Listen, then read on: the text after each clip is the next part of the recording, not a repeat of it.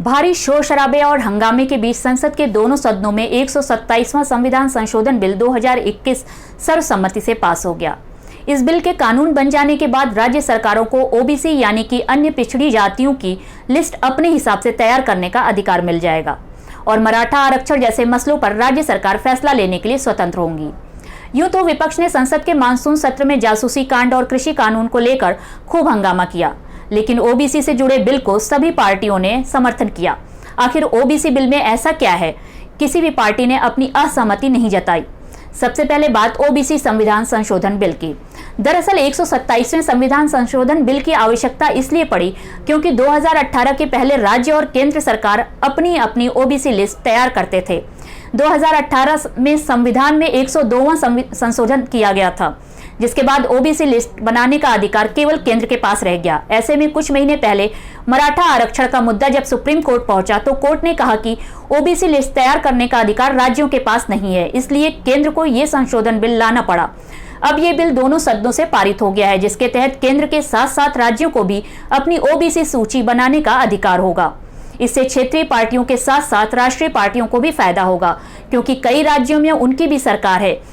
क्या ओबीसी सभी पार्टियों का वोट बैंक है या राज्यों के हिसाब से ये अलग अलग पार्टियों के साथ हैं? एक जमाने में कांग्रेस की जीत के पीछे 3 कारण माने जाते थे: दलित, मुसलमान और ब्राह्मण। ये उनका कोर वोट बैंक था। जब तक ये कांग्रेस के साथ थे तब तक कांग्रेस राज करती रही, लेकिन जैसे ही ये कोर वोट बैंक छिटका, कांग्रेस सत्ता से बाहर हो गई। कांग्रेस पर कई किताबें लिख चुके रशीद किदवई कहते हैं कि कांग्रेस ने पिछड़ों की राजनीति कभी नहीं की, लेकिन ओबीसी बिल को समर्थन देने की कांग्रेस की मजबूरी को वो बीजेपी के उदाहरण के जरिए समझाते हैं। रशीद के मुताबिक राजनीति में यह आम धारणा है कि बीजेपी को मुसलमानों का वोट नहीं मिलता, लेकिन फिर भी मुसलमानों में महिलाओं को साथ लाने के लिए बीजेपी 3 तलाक कानून लेकर आई। हज के लिए भी काफी ऐलान किए, यानी जो साथ नहीं है उनको जोड़ने का प्रयास राजनीति दल हमेशा करते हैं। ऐसे में अगर कांग्रेस ओबीसी वाले संविधान संशोधन बिल का विरोध करती तो उसका ओबीसी वोट बैंक हाथ से निकल जाता।